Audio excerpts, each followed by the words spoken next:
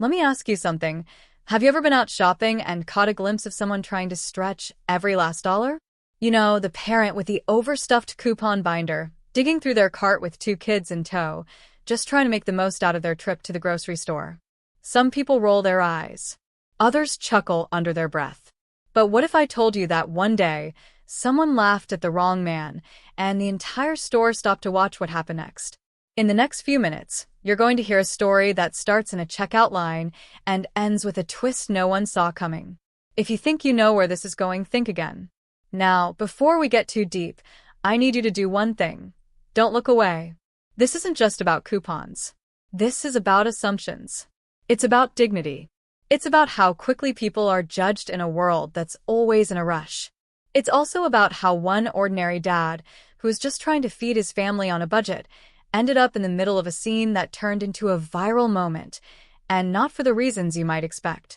You came here because the title caught your attention, and I promise you, by the end of this video, you'll understand exactly why the store manager's response left people speechless, and why this story struck such a powerful chord with millions of viewers across the country. But you have to stay with me, because every moment builds to something deeper. This isn't just a story, it's a mirror. And trust me, by the time we reach the end, you might be rethinking what you notice and what you overlook the next time you're at the checkout counter. Let's talk real for a second. Life in America today isn't cheap. Rent, gas, groceries, it's like no matter how hard you work, there's always something trying to pull you under. So when you see a dad pulling out a stack of coupons, he's not trying to make your wait longer. He's just trying to keep the lights on and the fridge full. But some people don't see it that way. Some people assume, judge, even mock, thinking they're somehow better just because they didn't have to use a promo code or clip coupons from the Sunday paper. And when that judgment turns into laughter in public, it can sting, especially when your kids are watching. That's exactly what happened to Dave, a middle-aged father from Ohio who just wanted to save a few bucks at the local grocery store. But what started as a quick trip turned into something else entirely. And it all unraveled right in front of his 10-year-old daughter. Now, I know what you might be thinking. Why is this such a big deal? People get laughed at every day. But see, it wasn't just the laugh. It was what came after. Because when the cashier froze and the shopper kept mocking him, no one expected the store manager to do what he did. I'm talking about a manager who wasn't afraid to take a stand. Someone who understood that human dignity comes before customer service scripts. And when he stepped in, the entire mood shifted, and suddenly, the people who had been silently watching from behind their carts started paying attention. Phones came out. Aisles grew quiet. And what happened next? Well, that's why this story went viral. We're living in an age where a single moment, captured on camera or just witnessed by the right person, can echo across the internet. And if you're someone who believes in standing up for what's right, who gets goosebumps when the underdog finally gets their moment, then you're not going to want to miss a single second of what's coming. Because this isn't just about a dad with coupons. It's about pride. It's about family. It's about the hidden battles people fight every day and the power of one voice, one action, to change the atmosphere in a room. So don't click away. This story might just change how you see the world around you. Before we dive deeper, let me set the scene for you. It was just another Thursday afternoon. Bright sun, school pickup just finished, and Dave, our dad in question, was making his usual stop at the local Save Smart grocery store. He had his list, his coupons neatly organized, and his daughter, Ellie, walking beside him.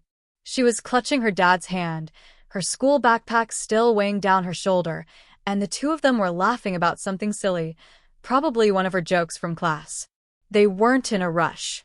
They never were. Because for Dave, shopping wasn't just about food. It was about time. Time with his daughter.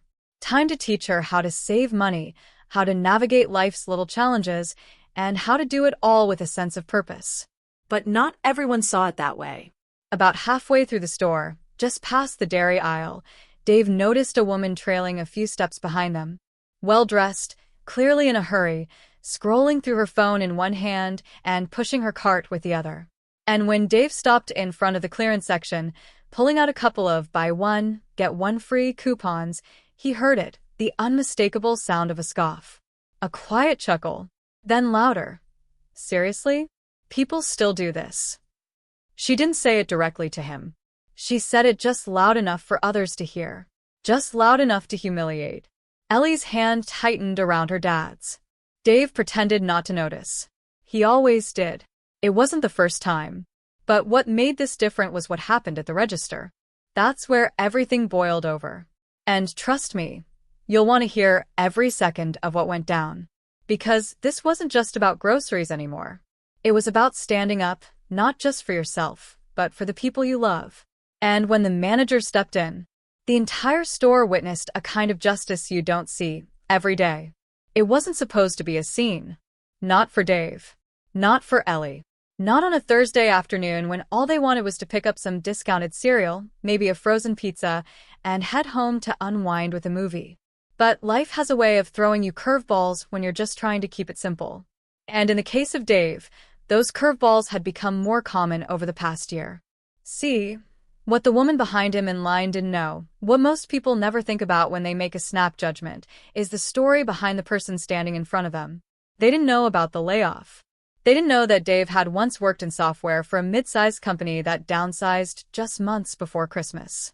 They didn't know about the hospital bills from Ellie's surgery, the late-night freelance gigs, or how many times he'd gone without lunch just to keep the fridge stocked for his daughter. They just saw the coupons, the old sneakers, the quiet posture, and assumed he was beneath them. What Dave never wanted was pity. He didn't ask for handouts. He took pride in doing things the right way, even if that meant stretching every dollar until it begged for mercy. Clipping coupons wasn't just a habit, it was a lifeline. And the truth is, he had gotten good at it. Not extreme coupon level, but sharp enough to cut his grocery bill in half most weeks. He planned around sales, memorized store policies, and kept a digital list that rivaled some small business inventories. But more than that, it became a way to teach Ellie resilience. She watched her dad treat every receipt like a victory, and in her eyes, he was a hero. Still, Dave had been on edge lately. Not in an angry way, just worn thin. There was something he hadn't told Ellie yet, something that had been looming over him ever since he found that envelope in the mailbox. It had no return address. Just his name written in blocky pen, with a single page inside. At first, he thought it was junk. But then he read it. The letter didn't make much sense, at least not at first. It talked about a watcher and referenced dates that lined up eerily with times he'd gone to the store. There were notes about patterns and test runs and a warning. You're being evaluated. Dave tried to shrug it off as a prank, maybe some weird spam stunt, but deep down something about it clung to him like static. He even changed stores for a week just to shake the feeling. But eventually, Save Smart was the only place that doubled coupons on Thursdays, and practicality won out. So when the laughter came from behind him that day in the store, something inside Dave cracked, not in anger, but in quiet resignation. He didn't even turn around at first. He just lowered his coupons onto the belt, checked Ellie's expression to make sure she was okay, and gave the cashier a soft, tired smile. But then came the second comment. Louder this time. Maybe if you worked more and coupon less, you wouldn't need to beg for discounts. That did it. And it was loud enough for the manager to hear. Now here's where things start getting strange. The manager on duty that day wasn't the usual teenage trainee or the frazzled assistant with a name badge barely hanging on. This was someone new. A man named Carl, who hadn't been there the week before and didn't show up in any of Dave's previous visits. He was calm, composed, and oddly precise. Not just in speech, but in his movements, his tone, even the way he observed the situation from across the store before stepping in. Almost like he'd been watching. Waiting. Carl didn't raise his voice. He simply walked over, placed a hand gently on the register, and asked the laughing woman if there was a problem. She gave a little smirk, clearly assuming he was about to side with her, but something in his eyes made her pause. Dave couldn't quite place it at the time, but there was something in the way Carl looked at both of them, like he wasn't just managing the store. He was managing a situation he had seen unfold before, as if it was happening according to script. And that's when the tension began to rise. As Carl calmly addressed the woman, Dave noticed something else. 2 other employees watching from the end of the aisle. Not stocking shelves. not moving at all, just watching. One of them had a walkie-talkie pressed to their mouth, whispering something low and quick. And for a moment, Dave felt a chill that had nothing to do with the freezer section nearby. He started to wonder if he was being paranoid. But then again, there was that envelope, that letter, the one that said, "You're being evaluated." Ellie didn't say a word. She just squeezed her dad's hand tighter, eyes flicking between Carl, the shopper, and the two still employees who now looked more like observers than workers. The store felt unusually quiet, as if everyone within earshot was holding their breath. And Dave, who'd spent the past year doing everything he could to stay invisible, suddenly found himself at the center of something much bigger than a coupon dispute. What made it even more bizarre was Carl's reaction. He didn't ask Dave to explain. He didn't ask for the coupons. He simply turned to the shopper and said something that made her face flush in a way that wasn't just embarrassment, it was fear. Dave couldn't hear the exact words. But whatever Carl said, it made the woman grab her purse, abandon her cart, and walk out of the store without another word. Carl then turned to Dave and, in a tone that was firm but oddly warm, said, "Thank you for your patience. Please continue." That would have been strange enough. But when Dave glanced at the register, he noticed something even more out of place. The screen showed a total of $86.47 before any discounts. But after Carl pressed a few buttons on the screen, the amount dropped to zero. Completely zero. No explanation. No scan. Just zero. The cashier didn't blink. She simply bagged the groceries, nodded, and said, "You're good to go." Now, most people would have said thank you, taken the win, and left. But Dave couldn't shake the feeling that he had just passed some kind of test, one he didn't even know he was taking. And as he walked Ellie to the car, groceries in hand, he couldn't help but glance around the parking lot, wondering who else had been watching. That's when he saw the second envelope, this time tucked under his windshield wiper. He didn't open it right away. Not in front of Ellie. But that's where things take another turn, and if you're still with me, trust me, you haven't heard the strangest part yet. Because when he opened that letter later that night, what he read didn't just tie everything together, it cracked it wide open. Later that night, once Ellie was asleep and the soft hum of the dishwasher masked the silence in the kitchen, Dave sat at the table with the second envelope resting in front of him like a loaded trap. He hesitated, staring at it for a long time, almost expecting it to disappear the second he reached for it.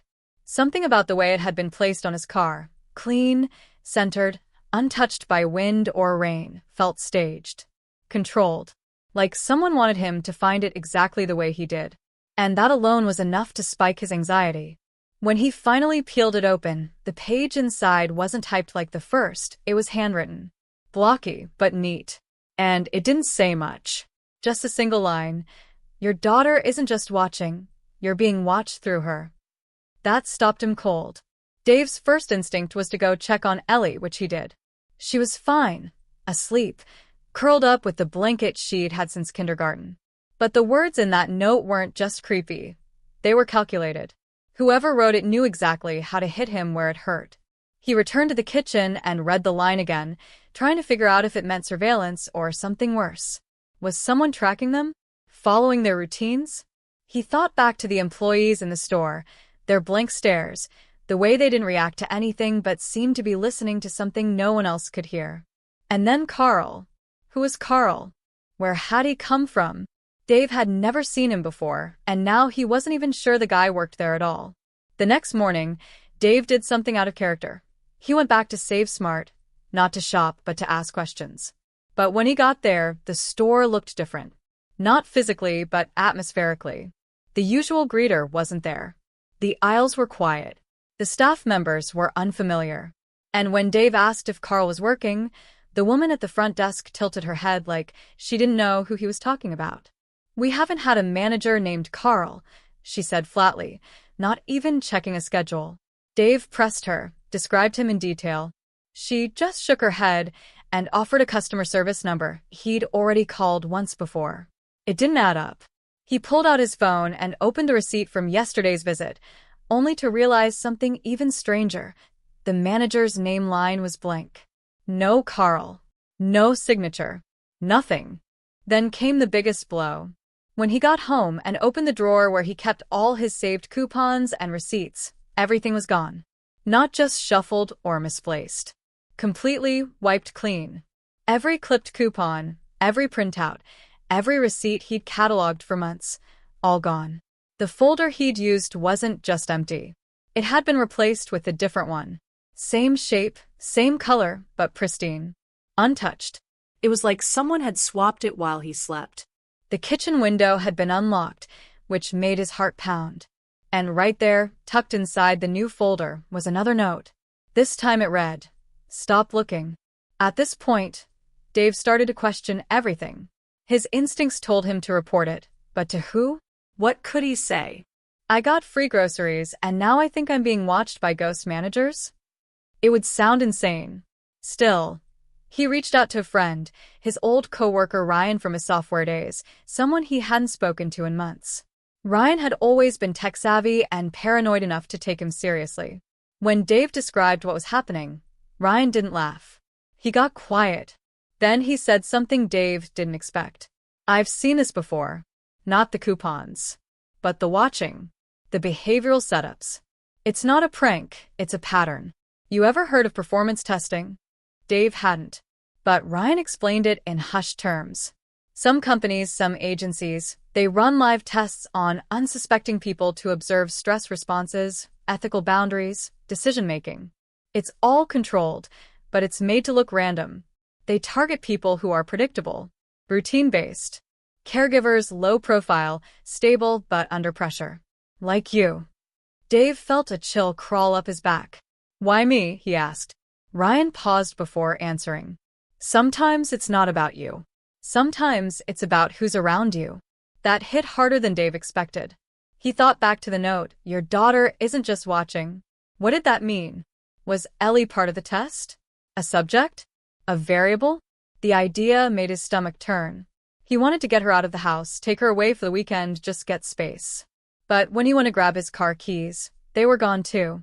Not lost. Missing. His backup set was in the lockbox he kept above the fridge, also missing. In their place, under a magnet on the fridge door, was a photo. Grainy. Black and white. It showed him and Ellie in the store, taken from an overhead angle. She was holding his hand. He was looking at coupons. And in the background, barely visible but unmistakable, Carl. Standing near the bakery, watching them. Dave knew now this wasn't about groceries. It never was. And whoever Carl was, he wasn't acting alone. Just as Dave started to piece this together, he heard a knock at the door. Not loud. Just 3 soft taps. He froze. Then another knock. He peeked through the peephole, but no one was there. Just an envelope on the doorstep. This one was thicker. Sealed in red tape. No name. No markings. But what was inside that envelope would flip everything upside down. Because it revealed a secret from Dave's past, a name he hadn't heard in 20 years. A betrayal he thought was buried. And a person he never expected to see again. But that, well, we're not quite ready to open that door just yet. Dave didn't open the red-taped envelope right away. Something about it felt different from the others, less like a warning and more like a challenge. It sat on the coffee table for hours as he paced the living room, checking the doors, peeking out windows, making sure Ellie was still asleep and safe. The house no longer felt like home. Every creak in the floorboards sounded staged. Every flicker in the light bulbs made him wonder if someone was listening or watching through something he couldn't see. And the worst part wasn't the paranoia. It was the growing certainty that he wasn't crazy. Whoever was behind this had been planning it for a long time. Too long for it to be random. When he finally opened the envelope, the first thing he saw was a photo. But it wasn't of him or Ellie. It was a woman, middle-aged, familiar. And the second he realized who it was, he almost dropped the entire packet. It was Jessica, his sister. They hadn't spoken in over 10 years. Not since the fallout after their parents passed, and Jessica moved west to start over. She was always restless, always suspicious of everything, but what broke their relationship wasn't her paranoia. It was her obsession. Jessica had been convinced back then that someone was monitoring their family. She claimed she found wires behind the baseboards and strange clicks on their landline, but everyone dismissed it as grief and stress. She'd grown erratic, and eventually Dave distanced himself, too overwhelmed with raising Ellie and holding down a job to deal with conspiracy spirals. But now, looking at her face in that photo, he wasn't so sure she'd been wrong. Taped to the back of the image was a note. "She's next." Dave's hands trembled. Was she being threatened? Targeted? Or worse, was she involved? He didn't have time to overthink. That night, he drove across the city to a storage unit address listed on a second page in the envelope. It wasn't one he recognized, but the page had Jessica's handwriting on it, circled and underlined with the words, "If anything happens to me, go here first." The unit was in a part of town he hadn't visited in years, grimy, industrial, a stretch of concrete and chain-link fences lit by flickering halogen bulbs. It didn't feel like a place where anyone should be storing personal memories. And when he got inside the unit, what he found confirmed that. Inside were stacks of boxes, all marked with dates and phrases like window incidents, store recordings, and behavior logs. Each box was filled with documents, some handwritten, some typed, others clipped from newspapers or printed from websites long since taken offline. Jessica had been tracking something for years, and it all centered around one strange keyword that kept popping up: Threshold Initiative. The words were circled over and over again, in red ink, black marker, even scratched into the sides of folders. Dave had never heard of it, but one look at her files made it clear it wasn't just a name. It was a system, and he was somehow inside of it. He grabbed a few folders and a USB drive labeled Final Connect, then locked the unit and left. But as he drove away, something caught his eye in the rearview mirror. A black SUV. No plates. It had been behind him since he left the storage lot, keeping distance, never tailgating, but never turning off either. Dave switched lanes. It followed. He made a sudden exit. So did the SUV. When he finally pulled into a gas station and walked straight inside to the counter, the vehicle passed without stopping, but it didn't feel like a retreat. It felt like surveillance. Like whoever was watching wanted him to know he was being watched. The next morning, Dave decided to test a theory. He called Ryan again and asked if he could run diagnostics on his home network, see if there was any unauthorized access or data transmissions happening behind the scenes. Ryan agreed, but what he found shocked both of them. There were signals coming from inside the house, devices Dave didn't own. Ghost signals. A smartwatch syncing to a server in a different state. An old smart speaker that Dave had unplugged months ago suddenly reconnected for 42 seconds at 3:14 a.m. the night before. And even creepier, an audio file, recorded and transmitted, labeled simply, "Kitchen, Dad/Ellie." When Ryan played it back, Dave heard his own voice reading bedtime stories. Ellie giggling. And in the background, faint but unmistakable, someone whispering something he couldn't make out. Things escalated fast from there. That same afternoon, a woman showed up at Dave's front door. Early 40s, dark coat, sunglasses, no smile. She said her name was Mara. Claimed she used to work with Jessica. That part made sense. Jessica had always been vague about her past jobs, hopping between tech firms, data management, even some off-the-grid work she wouldn't explain. But Mara didn't offer pleasantries. She walked right into the living room, scanned the walls like she was looking for bugs, then looked Dave in the eye and said, "You were never supposed to open the envelope." Dave demanded answers, but Mara only gave him pieces. She confirmed Jessica had gone missing 3 weeks ago, said the Threshold Initiative was real, and that the coupon stunt at the store wasn't a glitch or prank. It was an activation. A signal that Dave had been moved to a different phase, observation to interaction. When he pressed her on what that meant, Mara stopped talking. She told him if he valued Ellie's safety, he needed to erase every file he took from the storage unit and burn the red-taped envelope. "You're in over your head," she said. "And the people running this? They don't ask twice."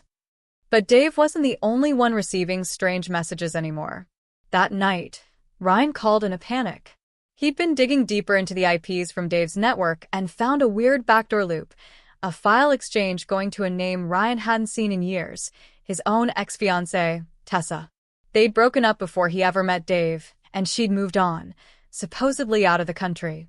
But the name showed up linked to the Threshold Initiative database and a project labeled Phase Echo, Parental Variant, which didn't just imply surveillance.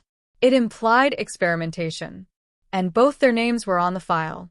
Now, the mystery was no longer about one man being watched. It was about how many people were part of this, how deep the project ran, and whether the people they trusted most were actually part of it, or victims just like them. Because when Dave logged back into his laptop, the folder from Jessica's USB was gone. Completely wiped. And in its place, a single video file appeared, timestamped just 5 minutes earlier. The thumbnail showed Ellie's bedroom door, closed. Quiet. And the caption underneath read, "Do you still think you're in control?" The screen went black. And that's when Dave realized the game had already started long before he walked into that grocery store. Dave didn't sleep that night. He sat slouched on the edge of the couch, the only light in the house coming from the flickering TV that now played nothing but static, a screen he hadn't even turned on. Every sound from outside felt amplified. Every shadow from passing headlights sent jolts through his spine. He had triple-checked every lock, pulled Ellie into his arms hours ago, and promised himself he wouldn't let her out of his sight again. But as the static droned on in the background and his eyes fixed on the black laptop screen in front of him, Dave began to understand something horrifying. This wasn't just about surveillance anymore. It wasn't about coupons or data trails or suspicious store employees. This was personal now. Intimate. As if some group, was peeling back the layers of his life and pressing on his deepest fears just to see how he'd react. And the worst part? They were doing it with terrifying precision. In the quiet moments before sunrise, Dave finally drifted off for what felt like 5 minutes. But when he woke up, Ellie was gone. Her blanket was still warm where she had been curled up beside him. He scrambled to his feet, panic erupting in his chest like a fire alarm, calling her name again and again as he tore through the house. Every room, every closet, bathroom, Backyard. nothing, not even a sound. Then he saw the front door slightly ajar, no signs of forced entry, but open just enough to make his heart slam. He raced out barefoot into the morning fog, his voice cracking as he called her name into the thick air, sprinting up the sidewalk like it would somehow lead him to her. He flagged down a jogger, then a neighbor walking their dog, asking if they'd seen a little girl in pajamas, dark curly hair, maybe scared, maybe not. But no one had. The street cameras nearby were supposedly out for maintenance, according to the neighbor, but Dave didn't believe in coincidences anymore. Not after everything. Especially not after the message. He rushed back inside, dialing 911 with shaking hands, only to freeze the second he saw it. On the fridge, right where Ellie's crayon drawings used to be, was a small piece of white tape. A single word written in red marker, traceable. That was it. No demand. No signature. Just a word. And Dave suddenly understood the meaning. Whatever tech he was using, whatever files he had kept, whatever leads he thought he was tracking, they were being used against him. Every keystroke. Every call. Every desperate search for help. He had been leaving digital footprints this entire time. And someone had been following them, closely enough to walk into his home and take his daughter while he slept. The police arrived 20 minutes later, but Dave already knew they wouldn't be any help. Not because they didn't care, but because this kind of thing didn't leave a paper trail. There were no fingerprints, no broken locks, no footage. One officer asked if he had recently made enemies or gotten involved in anything suspicious, and when Dave tried to explain Threshold Initiative, surveillance, a missing sister, rogue USB drives, the look in the officer's eyes shifted from concern to skepticism, as if he were just another burned-out dad spiraling from stress. They filed the report, promised to send someone back later. But Dave could tell they didn't believe him. Not really. Later that day, as Dave sat in Ellie's room trying to stay calm, trying not to lose it completely, his phone buzzed with a new text from an unknown number. There was no message, just a link. Against every ounce of common sense, he clicked it. The screen opened to a live feed. Not Ellie. Not his house. It was a plain room. White walls. One table. And sitting across from each other were two people. Mara, the woman who had warned him just days before, and Jessica, his sister. Alive. Looking directly into the camera. No sound, no movement. Just a cold, silent standoff frozen in time. Then, without warning, the feed cut out. Dave slammed the phone on the floor, his breath ragged, chest heaving. What was happening? Was Jessica working with them? Was Mara? Or were they both captives in some twisted game designed to manipulate him into obedience? And where was Ellie in all of this? His thoughts raced to every possible theory, every paranoid thread he had once ignored now forming a tight net around his sanity. He was being hunted, not for what he had done, but for what he was beginning to learn. And that meant this was far from over. Later that night, his laptop turned on by itself. A message popped up on the screen. It wasn't threatening. It wasn't even demanding. It simply said, "You still have time to undo this, but only if you stop searching." Underneath was a countdown clock. 12 hours. Dave stared at it, his fists clenched, heart pounding with a fury he hadn't known he was capable of. Whoever was doing this wasn't just trying to scare him. They wanted control. They wanted submission. And maybe they even wanted him to think that backing off would bring Ellie back. But Dave had already made up his mind. Whatever waited at the end of that countdown, he was going to face it. He had nothing left to lose but the truth. And somewhere deep inside him, a darker realization began to grow. Maybe this wasn't just a targeted attack. Maybe it was a test. A trial. One he had unknowingly signed up for the second he stood up to that stranger in the checkout line. The store. The envelope. The vanishing files. The static. The woman at the door. It wasn't random. It was ritual. And the worst part was he wasn't the first. Dave didn't know what to expect when the countdown reached 0. He had watched those final minutes tick away in silence, refusing to blink, as if sheer focus might somehow shield him from whatever came next. And when the screen finally flickered and glitched, then dissolved into black, what appeared wasn't a threat or another demand. It was a video. Grainy, shaky, obviously captured by someone trying not to be seen. The camera slowly panned across a cluttered storage room, shelves lined with files, old computers, unlabeled boxes, and then landed on something Dave never expected to see again, his sister. But this time, she wasn't sitting in some sterile room staring silently into a camera. She was speaking, whispering, pacing, and beside her stood someone Dave thought he could trust more than anyone else left in his life. Amanda, the store manager. He recoiled as if he'd been punched, heart slamming against his ribs. The same Amanda who had stood up for him when the coupon incident spiraled out of control. The same Amanda who had tracked him down, told him she'd seen something odd in the store's security system, and said she believed him when no one else would. She had helped him find the name Threshold Initiative. She had even handed him that USB drive. And now, here she was, speaking to his sister in a hushed, hurried tone, handing over documents, flipping through folders as if she'd been in on it the whole time. But it wasn't betrayal that stung. It was confusion. Because the next words out of Jessica's mouth shifted the entire foundation of what Dave thought he understood. "He doesn't remember any of it," she said, lowering her voice as she glanced toward the camera. "Not the trial. Not the files. Not what happened in room 46. The reset worked, but he's starting to wake up." Amanda didn't argue. She nodded solemnly, then pulled out a thin manila envelope with Dave's name written in block letters across the front. "Then we don't have much time left," she whispered. "If he gets to the others, the whole project collapses. You were supposed to keep him away from that store. From me." Jessica took the envelope with a shaky hand. "I couldn't stop him. He still remembers pieces, smells, voices, dreams. He's fighting it." Dave's mind spun, every part of his memory unraveling all at once. The store. The confrontation. The static. The countdown. Was any of it real? And what exactly did they mean by reset? Had something happened to him, something big, that had been wiped from his memory? The phrase Room 46 echoed in his brain like a ghost. It sounded familiar, yet distant, like a song you forgot you knew until someone plays it again. What trial?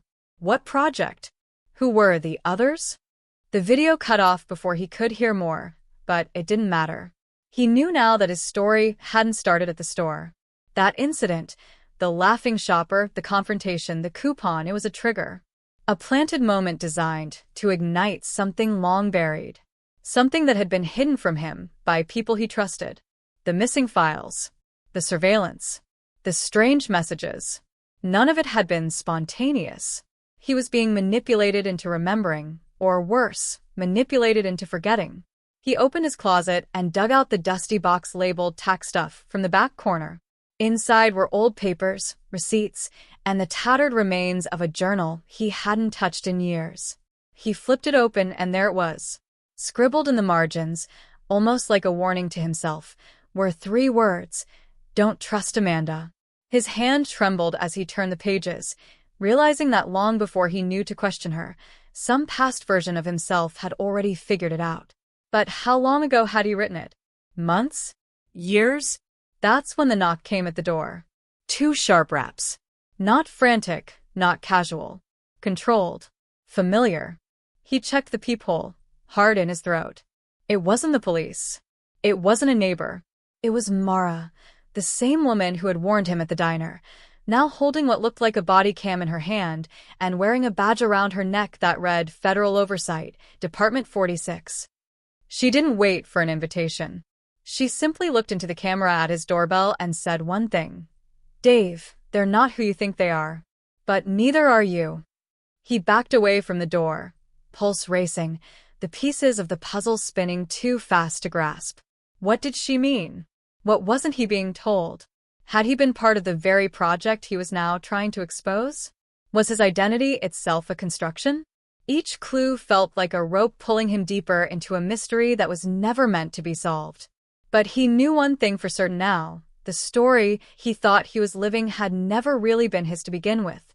And if Amanda and Jessica were part of it, who else had been lying all along? Dave didn't open the door right away. He couldn't. Not after what he'd just seen, not with the sound of his own heartbeat pounding in his ears louder than Mara's voice. He stared at her through the peephole, paralyzed by the thought that opening that door might destroy whatever thread of reality he still had left. Because if she was telling the truth, and if Amanda and Jessica had both lied, then everything Dave believed about who he was, about his past, about what had happened to Ellie, was up for grabs. He finally unlocked it, slowly, his body tense, his eyes locked on hers the second it creaked open. Mara looked different now. Not like a paranoid whistleblower, not like someone barely surviving off fear. This time, she looked like someone who'd accepted the cost of knowing too much and was ready to drag him into it, whether he wanted to go or not. She didn't waste time. "We don't have long," she said, pushing inside and closing the door behind her. "They're watching everything. If you still have the envelope, burn it. If you've backed anything up, wipe it. Don't even trust your own devices." The initiative's already activated containment mode. Dave stepped back, his voice cracking. "I saw you. With Jessica. What was that?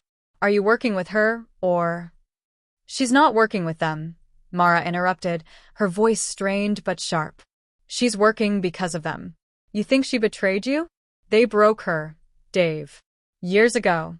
She was one of the original case subjects, part of Phase 1 before they changed protocols. She was a test, and you were the control. They told her if she helped monitor your reintroduction, they'd let you both walk free. But they never intended to let you remember."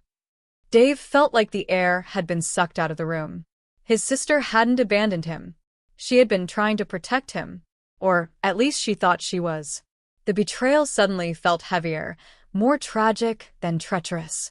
His mind couldn't keep up with the revelations, but the pain hit instantly. "Why didn't she just tell me?" he whispered. "She tried," Mara replied. Twice. "Before the resets. You don't remember because they erased it. The only reason you're piecing it together now is because someone inside left a backdoor open in your neural recall profile." Dave's hands trembled. He had no idea what that even meant anymore. "You're talking like my mind is a file system." "It is," Mara said, her eyes flashing. "You just didn't know who had administrator access." Before Dave could respond, her phone buzzed. One glance at the screen, and the color drained from her face. "We're out of time." She handed the phone to Dave. The screen showed a live stream, blurry, low light, but unmistakable. It was Ellie, sitting alone in what looked like a sterile medical room, coloring in a notebook. The camera zoomed in just enough for Dave to see what she was drawing. A house. Not their house, but one from his childhood. A place he hadn't talked about in decades. A place Ellie shouldn't have even known existed. "They've had her under passive observation," Mara said. "They're seeing how much she remembers through association. If she draws too much of the original site, they'll initiate a wipe on her too." Dave's legs buckled, and he sat hard on the couch, holding his face in his hands. Everything around him was spinning. His memories, his family, even his daughter, it was all being tampered with. He looked up at Mara, desperation boiling into fury. "Then what the hell do I do? What am I supposed to choose?" Mara hesitated. Then she opened her bag and pulled out 2 phones. One was already active and locked on a secure call line. "You have 2 options," she said, placing them on the coffee table. "This one connects you to the initiative's mediator team. They'll make you a deal. Full reset. You and Ellie start over somewhere else. New names, new lives, no more interference. But you'll forget again everything. They'll make sure of it. And the other?" She looked at him, eyes hard.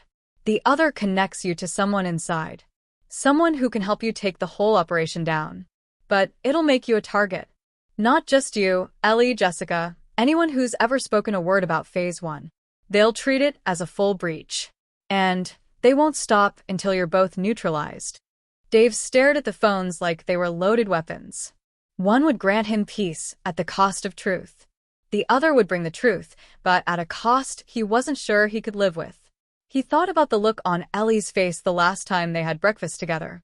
He thought about Jessica handing him that envelope in some forgotten version of the past. He thought about Amanda. Was she truly a villain, or just another puppet stuck in someone else's system? "I can't decide this for you," Mara said quietly. "But if you choose the truth, there's no going back. Not ever." The phone sat there, silently buzzing with potential destruction. Dave reached forward with a shaking hand, but before he could make a move, his front window shattered with a loud crash. A metal canister rolled across the floor, hissing, filling the room with dense, gray smoke. Mara screamed, yanking him backward, and Dave stumbled, coughing, eyes watering. The world tilted. Alarm screamed from inside his ears.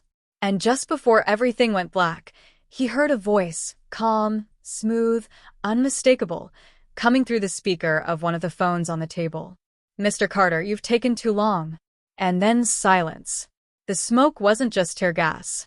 That became clear as soon as Dave's vision warped, the walls bending like rubber, his ears ringing with a low-pitched hum that pulsed through his skull. Something was in the air, something engineered to disorient, to scramble perception without completely knocking him out. A tactical choice. They wanted him alert enough to know he was losing control. His instinct screamed to get out, to find Ellie, to find Jessica, but all he could do was crawl, inching across the floor as Mara's voice faded into static.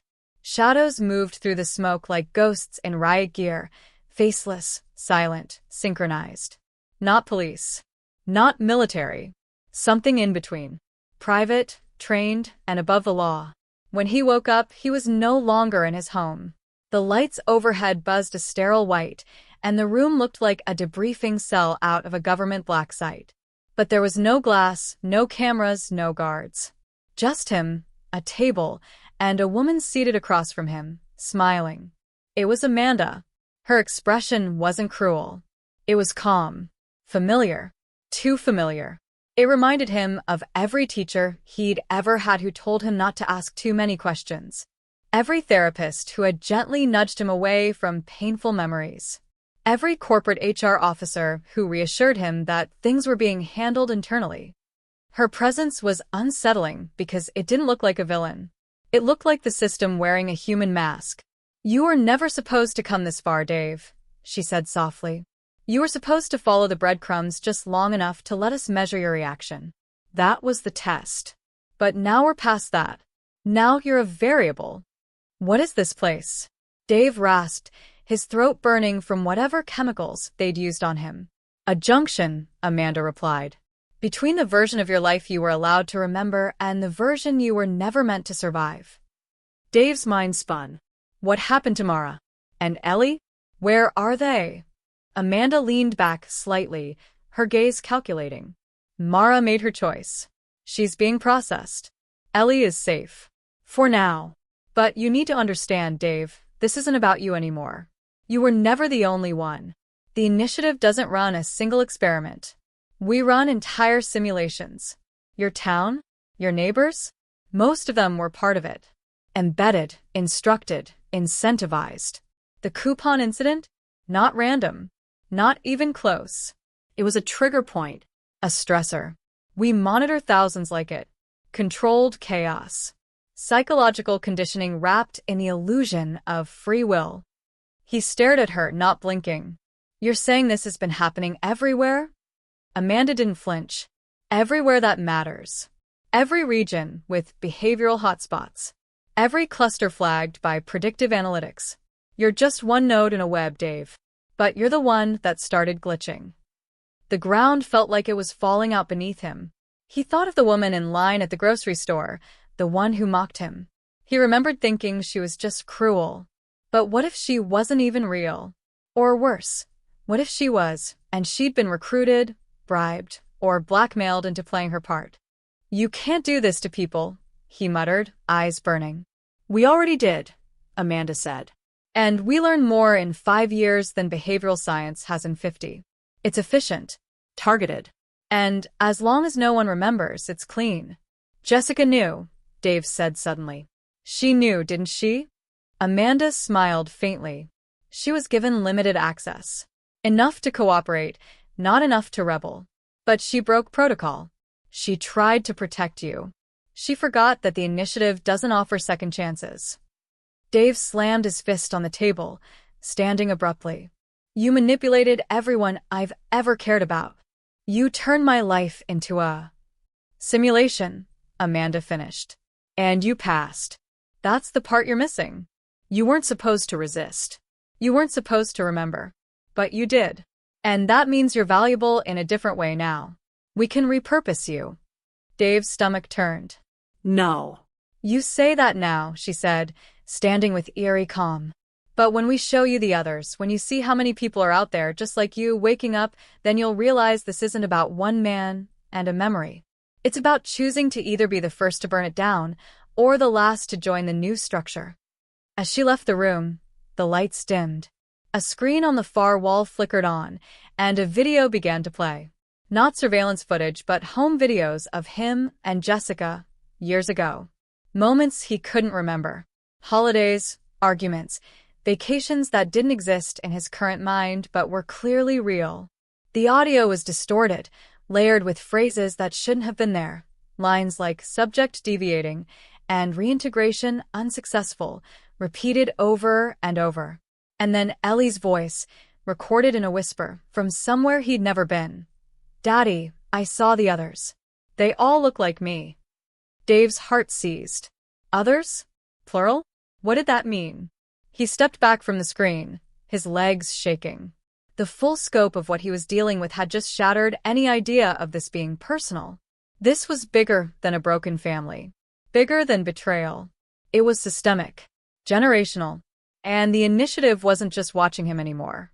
It was warning him. Either join, or be erased. And in the next room, someone was waiting to tell him what happened to Mara.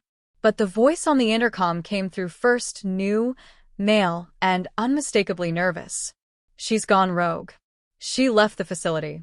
And she took Subject 73A with her. Ellie. She'd escaped. And now everyone would be looking for her. The air in the control center was thin, humming with a low mechanical frequency that made Dave's chest vibrate with each breath. This was it. The room, deep beneath the surface of the city in a bunker no one knew existed, looked nothing like the sleek sci-fi labs he had imagined. It was cluttered, outdated, even grimy, like a forgotten relic of Cold War paranoia. But the monitors told a different story. Each screen lit up with live feeds of neighborhoods, schools, workplaces, everyday lives that were unknowingly part of the initiative's simulation grid. Every person unknowingly observed, manipulated, and cataloged. And at the center of it all stood Amanda, calm as ever, her hands behind her back, flanked by silent guards in matte black uniforms. Behind her, Ellie was held in a glass-walled chamber, unconscious but breathing, her small chest rising and falling with the slow rhythm of sedation. Dave didn't care how many people stood between him and the truth. He didn't care if the room was rigged to blow the moment he crossed a line. He had come too far. Too many lies had been peeled away to stop now. The only thing that mattered was confronting the person who had orchestrated all of it. The lies, the betrayals, the fake memories, the gaslighting that blurred reality until it fractured under its own weight. "I know the truth," Dave said, his voice steady even as his heart pounded.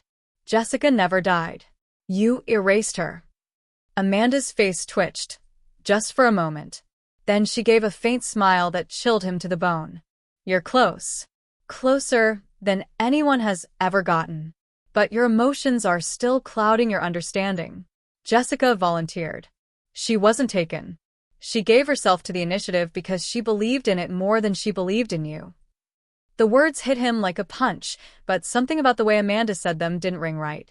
Dave stepped forward, ignoring the weapons being slowly raised in warning. "That's not true. She knew something was wrong. That's why she left. That's why she warned me. You're still lying." Amanda moved to the nearest terminal and tapped a few commands. A new video began to play on the largest screen. It showed Jessica in the same facility, months earlier, standing in front of the glass chamber Ellie now occupied. She was crying, speaking directly to the camera. "If you're watching this, it means I failed. It means Dave kept digging when he should have walked away. He's not built for this world, and Ellie, she's too important. Don't let them turn her into another test. She's not a variable. She's our daughter." Dave staggered back, the floor beneath him tilting as if gravity itself had betrayed him. Jessica had known. She'd known everything. And the initiative had buried her warning, twisted her sacrifice into a narrative of betrayal. Amanda didn't flinch. "We didn't lie. We simply chose which parts of the truth mattered. That's what leadership is, Dave. You want chaos? Or you want order?" But Dave was done listening. He lunged for the chamber controls, forcing Amanda's guards into motion. The room erupted in chaos, sirens blaring, red lights flashing across the screens as Dave slammed his fist onto the emergency override. The chamber hissed, releasing the sedation gas. Ellie stirred, her eyes fluttering open as Amanda screamed for containment protocols. But it was too late. Dave reached her just as the glass door clicked open, pulling her into his arms as the guards raised their weapons. "Don't shoot," Amanda ordered, her calm finally cracking. "He has her. You shoot, and everything ends." Ellie clung to him, disoriented but alert. "Daddy," she whispered, "they tried to make me forget you. I didn't let them." He kissed her forehead, trembling with rage and pride. "I'm here now, and we're ending this." And then the monitors changed again, each one going dark for a moment before rebooting, not into the initiative's grid, but into a new interface. One by one, symbols flickered to life. A key, a flame, an eye. The room fell silent. Amanda's face went pale. "You triggered the failsafe," she said, stepping back in horror. "This whole system, it's tied to you. Your memories. Your perception. If you reject the program, it collapses." Dave didn't understand the full mechanics of what she meant, but he didn't need to. The whole time, he had been the anomaly. His resistance, his refusal to forget, to believe the narrative they fed him. He had become a living virus inside their machine. And now, with Ellie safe in his arms, the last thread connecting him to their simulation had snapped.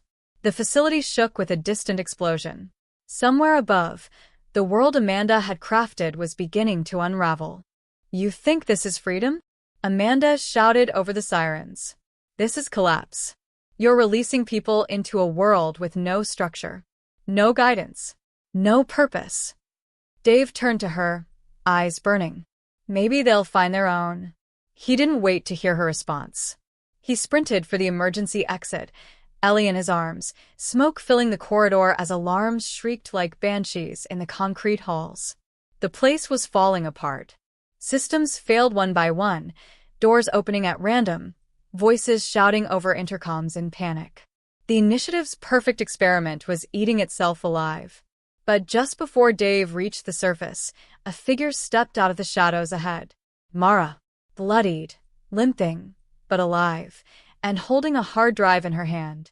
"I got it," she said breathlessly. "Everything. Names. Locations. The real files. If this gets out." Dave nodded. "Then they can never hide again." But just as they stepped outside into the cold night air, an unmarked black drone lifted silently above the treeline, its red lens focusing on them. A voice crackled through their earpieces, someone none of them recognized. "We see you. We're not the only ones. This goes beyond the initiative. There are others who don't want the truth to spread." Mara froze. "What does that mean?" The voice didn't answer. The drone vanished into the night. Dave held Ellie closer as the sky began to glow with the flames of a burning lie, knowing that this wasn't the end. It was just the beginning. Because the final twist wasn't that they'd escaped. It was that they were now the only ones left who remembered. The wind had changed. Not just in the weather, but in the feel of the world around Dave. It was quieter now, too quiet, as if the very systems that once watched his every move were now gone, dismantled or retreating into the shadows. He stood on the porch of a modest cabin tucked deep within the Appalachian woods, where Wi-Fi didn't reach, cell signals died, and the only hum came from the rustling trees and the distant call of a wood thrush. Ellie sat nearby with Mara, sketching in a notebook, her drawings far more vivid and abstract than her age should allow. But Dave had learned not to question gifts that came from survival. The weeks since they escaped the initiative's facility had passed like a strange dream, part recovery, part rebirth. The files Mara had recovered were released anonymously, igniting a media firestorm of trending hashtags, exposés, and congressional hearings. The phrase data weaponization began appearing in viral TikToks and late-night monologues. Everyone suddenly had an opinion, but few truly understood what had happened beneath the surface. Most didn't believe it. Some said it was a hoax, others a Hollywood PR stunt. But the world shifted just enough. Laws were drafted. Oversight committees were formed. And yet Dave knew, deep down, the real puppet masters had simply changed tactics, adjusted the game board, and started again. The man he had been before the grocery store encounter, the quiet dad just trying to save a few bucks using coupons, was gone. That life, simple and honest, had been buried under lies so expertly constructed that even the truth felt suspect now. He remembered the humiliation in that aisle, the condescension in the shopper's laugh, and the sharp way the world had turned against him for simply trying to be resourceful. What felt like a small insult then turned out to be the first crack in a system designed to shame, distract, and control. And it had taken all of this unraveling of reality, to make him understand that sometimes the smallest injustices are the ones we overlook, and yet they hide the biggest truths beneath them. Ellie had changed too. She spoke less now, but when she did, it carried weight. She remembered the simulation, though not in full. Her young mind had protected her from the worst of it. Still, she drew symbols, places, and sometimes faces that neither Dave nor Mara could recognize. One morning, she handed Dave a picture of a forest with a silver structure in the middle and said, "This place is real. I saw it again in my dream. Someone else is still there." Dave didn't know what to do with that information, if it was just her imagination or another fragment of the buried network trying to resurface.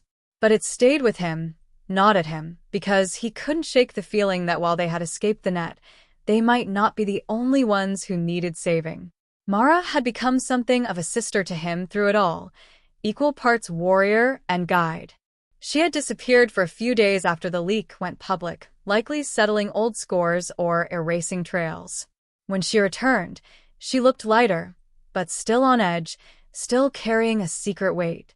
She handed him a final flash drive with no label, no instructions. "This one you don't leak," she said softly. "You keep it. because someday someone will come looking for it. And when they do, you'll know why we fought. He never opened it. He buried it under a rock behind the cabin, trusting that if fate demanded it, the truth would unearth itself again. Closure didn't come with dramatic music or a final news headline. It came slowly, in long walks through untouched woods, in laughter shared over fire-cooked meals, in Ellie's innocent humming of melodies Dave didn't teach her.